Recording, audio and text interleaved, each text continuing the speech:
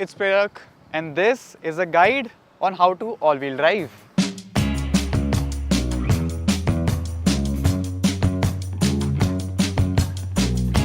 Before we begin this video, I have a serious question to ask. I've been seeing a lot of requests in the comments down below that we should change the language from English to Hindi. So if you genuinely want that, comment down below and we will consider switching the language of this channel, because we make these videos for you and we will make them according to how you like it. If you wanted to stick with English, comment that. If you wanted to stick with Hindi, comment that and we will change accordingly. Let's begin the video now. So I have swapped this car from a front wheel drive to an all-wheel drive setup. Before we discuss how or what all cars can even take an all-wheel drive setup, let us discuss why. Why is all-wheel drive needed in the first place? All-wheel drive is required because these cars, when tuned or added more power to, lose all the grip because of the front wheel drive setup. It just keeps spinning the wheels. They just keep spinning till the third gear. So you lose a lot of traction. To gain back all of that traction and all of that added power, you can switch to an all-wheel drive setup. That is what I've done here. Now, all-wheel drive setup is not only needed for powerful cars, but also if you are in a terrain where it rains a lot or it snows a lot. All-wheel drive is really helpful there. Now, this all-wheel drive is not off-road worthy exactly, so this is just for the power factor. But to be honest, I did it more because I was curious on how it's done and I just wanted to do it. I like to get my hands dirty, and that's majority of the reason of why I did it. Not because I wanted an all-wheel drive vehicle, but just I wanted to do it. Now the all-wheel drive setups are good for the rain, for the snow and for traction purposes, but they are also really good when you're taking turns on like a toge track. So if you are at the mountains taking turns, the all-wheel drive setup provides a lot more stability than just a front-wheel drive one. So in that sense, an all-wheel drive vehicle is a lot more stable. So that could be another reason to go for an all-wheel drive setup. But what all cars can even take an all-wheel drive setup? The cars which are sold internationally with an all-wheel drive configuration usually have the chassis which are ready to accept an all-wheel drive setup from that manufacturer. Every manufacturer has a different style of all-wheel drive system. For example, Suzuki cars call their all-wheel drive systems all-grip. So cars which are sold in India like the Swift, Ignis, S-Cross, the SX4, they were all offered with an all-grip setup in overseas variants. Like in Japan, they were offered with all-grip. In some Europe markets, they were offered with all-grip. Ford EcoSport was also sold as a 4x4 variant in different markets, but not in India. Same goes with this car. It was only offered with a front-wheel drive setup in India. But overseas, there was an Octavia Scout available which had an all-wheel drive setup. So this chassis was ready to accept that. So it is necessary to choose your chassis correctly. You need to make sure that an international model exists so that you can get parts for it. If an international model does not exist, your car's chassis is not all-wheel drive compatible, then you'll need to do a lot of fabrication work. You'll need to cut up the chassis in multiple places and do a lot of fabrication, which if not done correctly is really risky and not safe at all. For this car, most of the things were just bolt on. Now let's discuss the setup that I have installed in this car. The setup I have installed here is known as the Heldex system, which is an on-demand based system. It's not true 4x4, it's not 4x4 at all times. It is 4x4 only and only when the front wheels lose grip. If the front wheels lose grip, the computer at the back decides that okay, front wheels are losing grip, the car needs more grip, and the rear wheels get powered. The rear differential has a clutch pack system, and the clutch pack is usually opened during highway drives, normal road drives. But as soon as the front wheels lose grip or you're in a hard corner where it detects that the wheels are losing grip a little bit, it engages and disengages based on the requirement of the car. So it's not true 4x4, it's just an on-demand 4x4. This on-demand Heldex system is also used in Volvo, Land Rover and some Ford cars as well. Recently, Hyundai cars are using it as well. This same all-wheel drive setup used by Skoda is known as 4x4. Used by Volkswagen is known as 4Motion, and used by Audi is called Quattro. So are they different systems or are they the same? They are the same when we are talking about transversely mounted engines. What does that mean? Let me show you.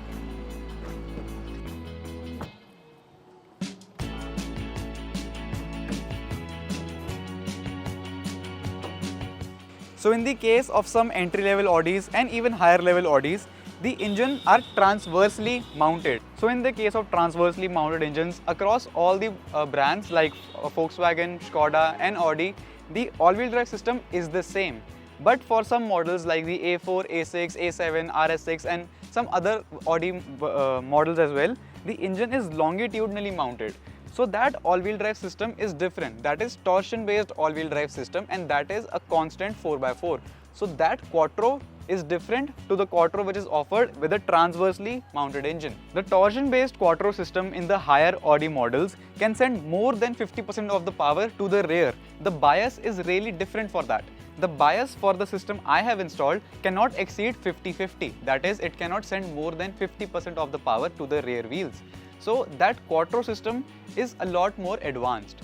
But that term is a little bit confusing because that system is also called quattro, and for the all-wheel drive systems which are available in the Q3, the Audi TT and the A3, they are also called quattro.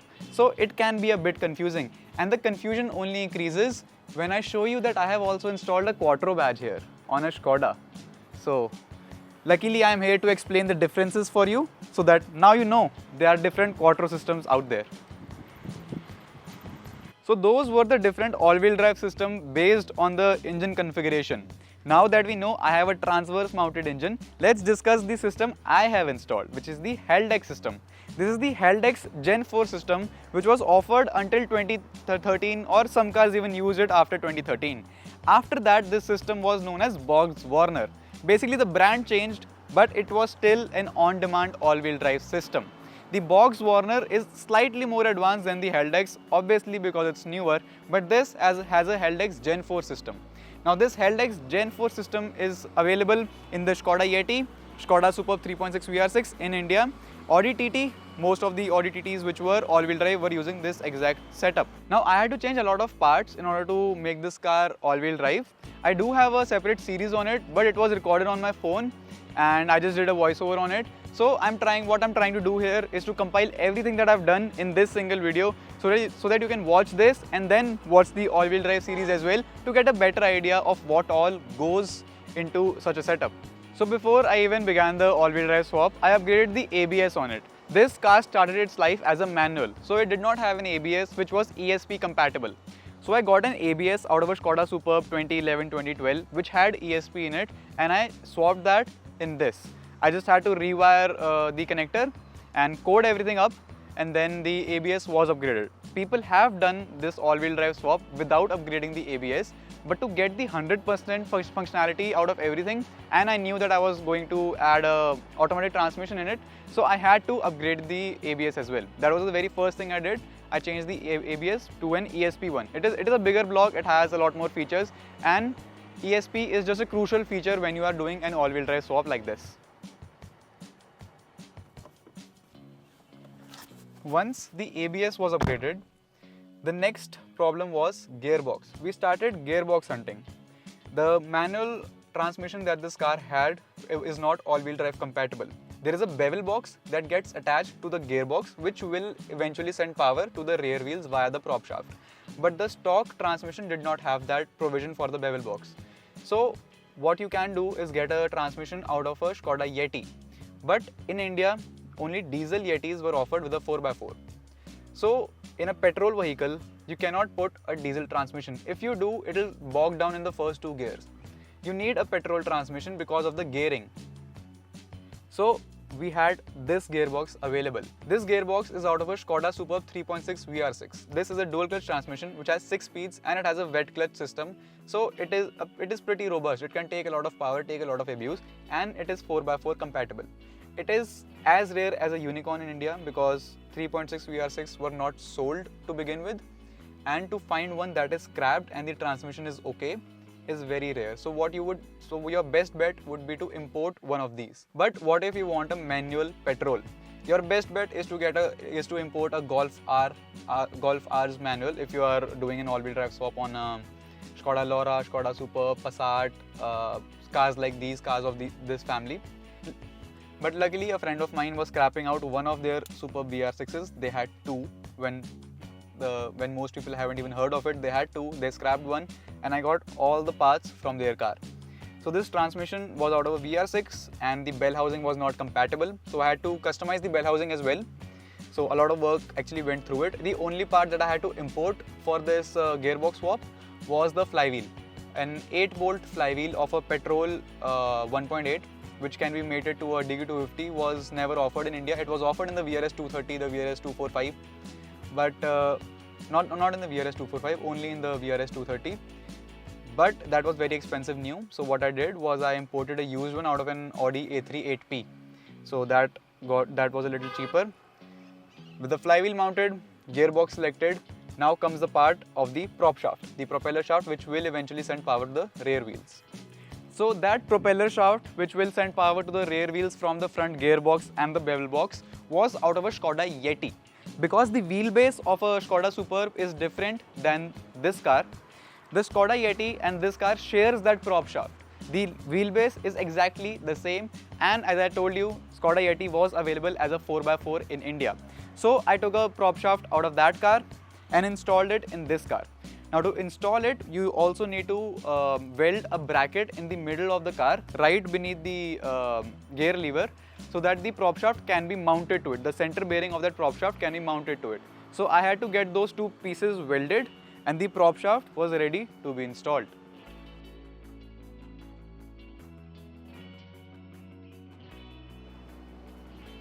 Each and every Superb in this country has a split fuel tank. Why do we need a split fuel tank? There is a tunnel in the middle, but it is obstructed by the stock fuel tank that comes in this car. But a Skoda Superb has a split fuel tank to accommodate that propeller shaft. Now the fuel tank can be used out of a Skoda Yeti, Skoda Superb, and installed in this car bolt on. You don't need to change all that much. So if you have a diesel vehicle, get a fuel tank out of a diesel Yeti or a diesel Superb. If you have a petrol vehicle, get a fuel tank out of a petrol Superb. Now we have discussed gearbox, the propeller shaft, upgrade of the ABS and the fuel tank. Now that the power is coming to the rear wheels, what will it send actually to the rear wheel? The differential in the middle. So I had to replace the entire subframe from this car. The stock subframe cannot accommodate a differential. So what I did was I took the entire subframe out of the Skoda Superb 3.6 VR6, which is 4x4, and I installed it in this car. It is bolt on. You don't need to change anything, you don't need to drill any more holes. It is strictly bolt on. So I replaced the entire subframe, which has the Heldex system in it and the differential behind it. So the prop shaft directly connects to that Heldex and sends power to the rear wheels. Now an advantage of using the entire rear subframe out of the 3.6 VR6 instead of a Skoda Yeti was that I got beefier knuckles and bigger brakes. These are 310mm TRW brakes, and it has beefier axles as well over a Skoda Yeti. So it has a little bit of an upgrade over the all-wheel drive setup itself. Being on topic of brakes, even though this was not really needed for an all-wheel drive setup, I have brakes out of a Audi Q7 installed in the front. These are 350mm brakes. This is a Brembo 18Z caliper which has 6 pistons inside of it, and the braking is crazy good on this car and very stable. 350 at the front and 310 at the rear. Very stable. So after replacing the subframe, the routing of the exhaust changes entirely. So an entirely new exhaust needs to be manufactured. What I have done here is from the turbo, we have a custom downpipe made till the very middle. Now from this part, from the middle, we have a VR6 exhaust. So you know the VR6 I got all the parts from, I got the exhaust out of it as well, which fits perfectly because rest of the things are out of a VR6 as well.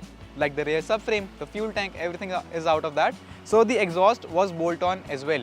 It sticks out just a little bit more than it would on the Superb because it has slightly longer bumper with a longer overhang, while this has a shorter overhang and bends a little quicker.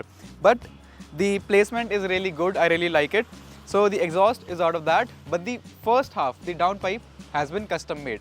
So an entirely new exhaust system is also needed if you are doing an all-wheel drive swap. Now additionally, as part of the conversion from a manual to an automatic, we also had to change the gear linkage, the gear lever, the trim around it and the entire wiring for it. The manual gearbox barely has any wires. It just has a wire for the reverse switch. While the automatic has CAN bus, power, a K-line running to the diagnostic port, and all the wiring for the gear linkage as well. So a lot of wiring was involved with this, but it's all very basic. It's just CAN bus, power and ground. But that's something additionally we had to change because we did a manual to an automatic. If you are sticking with a manual, you'll just need to change the gear linkage, that's all. When we replace the rear subframe, the placement of the brake lines also changes a little bit because the Superb had different brake lines. Now there is a joint in the rear brake lines right here at the bottom. There is a joint, a flare nut. You open that and you replace the brake lines till the rear subframe as well. The rear subframe has a new brake line, so get them out of the Skoda Superb or the Skoda Yeti if you are doing this conversion. Just open them up from here and replace them till here. Now the one thing that I did not mention, which is the last thing as well, is a driver side's axle, because with the new transfer case, the distance between the output of the transmission to the driver side wheel is now shortened by a lot. So that driver side axle was taken out of a Skoda Superb as well. Now that's all the parts that are needed for an all-wheel drive swap on this car and everything that I have replaced on this car for the all-wheel drive. It will be different for other makes and models, but it will be same if not similar for the Volkswagen Audi platform. Like if you do it on a Jetta, it should be the same. You'll need a different propeller shaft. You will need that out of a Golf. And if you're doing it on a Superb, just get a Superb VR6 and replace the parts from that. And if you have a diesel Laura, buy a Skoda Yeti TDI 4x4 and put your diesel Laura next to it, send both of them to a mechanic and ask them to just swap every part of the drivetrain, and you are done with the all-wheel drive swap. If you have a petrol one, find a petrol gearbox and a petrol flywheel and then do the swap like I have done here. But that is everything that you require on this car. But the question still remains, after the all-wheel drive swap, is it worth it? This all-wheel drive swap is only worth it if you have a high power engine. Now what I plan to do with this car is to take it to a stage 3 setup. Roughly around 350 to 400 HP is what I'm expecting. So in that sense, once there is power, enough power to support this all-wheel drive system, it only makes sense at that point.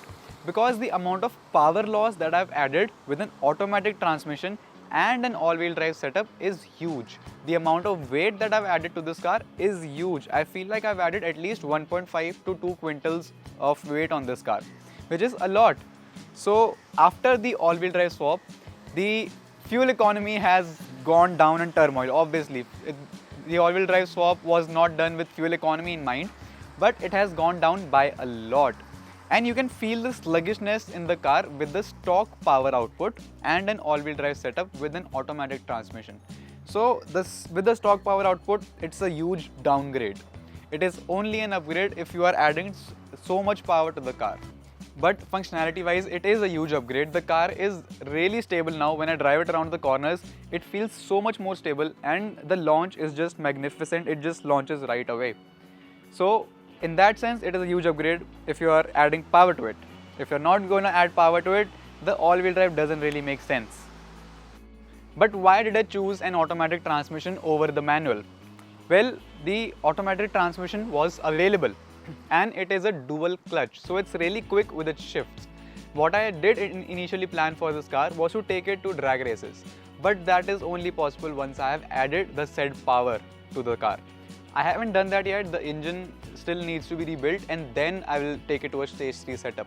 So at that point, if I take it to a drag strip or for a drag race, the manual transmission will lose with this automatic transmission. Now I understand that automatic has a lot of added power loss over manual, but the shifts are so damn quick on this dual clutch transmission that it will win over a manual, I feel. So that was one of the reasons to go for an automatic. The other reason was the lack of availability of the manual transmission that I wanted. The manual transmission that I want came out of a Golf R. It wasn't really available in India. I would have to import it back then. So we just went with the automatic, which was available because we had the Superb VR6. So I took that automatic transmission and I installed it in the car. Those are the two reasons that I installed it. Not that I'm a huge fan of automatic. The next car that I'm planning, the next build that I'm planning is an automatic, and I will be swapping it with a manual one. So it's not that I'm a huge fan of automatic, but still, it was available, it was easier, so we did it. Now let's discuss costs. How much would it cost for an all-wheel drive setup similar to this? To begin with, the transmission, it is pretty rare to find it in India. If you were to find it, I think you would get it for around 1 lakh to 1.25 lakhs. If you import it, the price should be similar, but add the cost of shipping and duty if it attracts any duty.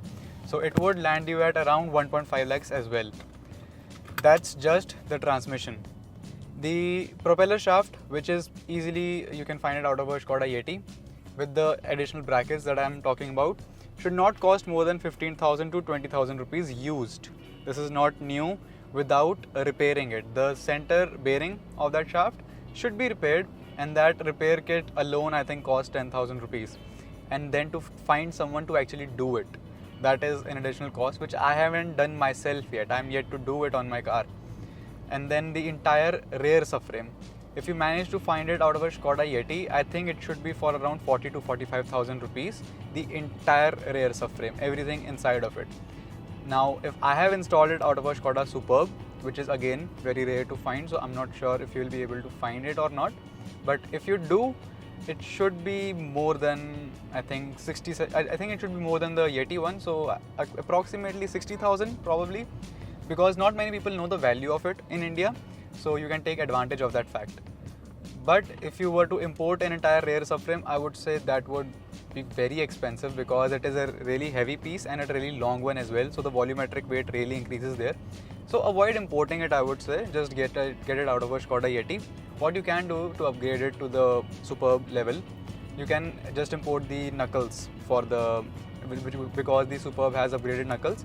So if you get a rear Yeti subframe, import the knuckles alone out of a R36 Passat or like a Superb VR6. The Passat actually had aluminium rear subframe, rear and front. So if you wish to save a lot of weight, you can import the rear subframe and the front system out of a Volkswagen Passat, the R36 Passat, because that has a beefier rear subframe, but it is aluminium. So it is a lot lighter. But the placement of the haldex is different. So if you think that you can get the haldex out of India and the rear subframe from overseas, the haldex system won't fit. So just get the entire rear subframe if you do. In India, unfortunately, we never got that Passat which was 4x4. Otherwise, the weight saving would have been really good, because right now the system is really heavy. So yeah, approximately 40-45,000 for the entire rear subframe. And then the fuel tank. Fuel tank shouldn't cost you much. I don't think it should cost you more than 10,000 rupees. Now all the parts are pretty cheap. We are not even like 3.5 lakhs in parts, but the labor and the knowledge to do it is the most expensive. The labor is the most expensive out of all of this. You are pretty much changing the entire drivetrain of your vehicle. Now if you take it to a professional shop who do such drivetrain swaps, you can expect at least 10 lakhs for this conversion, because for the exact setup right here with the DQ250 and the upgraded rear subframe, you can expect up to 10 lakhs for it, because they are not going to compromise anywhere. They are going to get the prop shaft repaired correctly. They are going to install new clutch packs in your transmission. They are going to use new flywheel as well, which is really expensive. So if you total all of that cost, it really gets very expensive if you get everything new. So that is why most of the things that I have used are used. So the flywheel, it was used. It was, I think, 30 or 35,000 imported from Canada. The transmission is used. The entire cost of parts comes out at around 4, but the labor is the most intensive part. So any shop would charge a lot for it. Each and every screw inside of the subframe, the rear subframe, the front subframe. Rear subframe has new bolts, but the front subframe's bolts were reused. So all of those bolts need to be installed new as well. The cost really adds up. That is why shops charge around 10 lakhs for this entire exact setup. So if I did it myself, I think it cost me less than 3 lakhs. But if I were to give it to anybody else, it would have cost significantly more, and they would do it a lot quicker as well. I had no experience doing it. I think we started the process in around July, and we finished the July of 2023. We finished the project in January of 2024. So half a year wasted on this. If I were to give it to any shop, they would return it to me in a week. So that's their specialty, that's their professionalism, that's what they charge for. So yeah, that was the cost of it. So that is all I wanted to share on this all-wheel drive setup that I have installed, and that is everything that I have done to it. So I hope you are inspired enough to do it on your own, or you're just entertained by this video. Thank you so much for watching, and I will see you in the next one.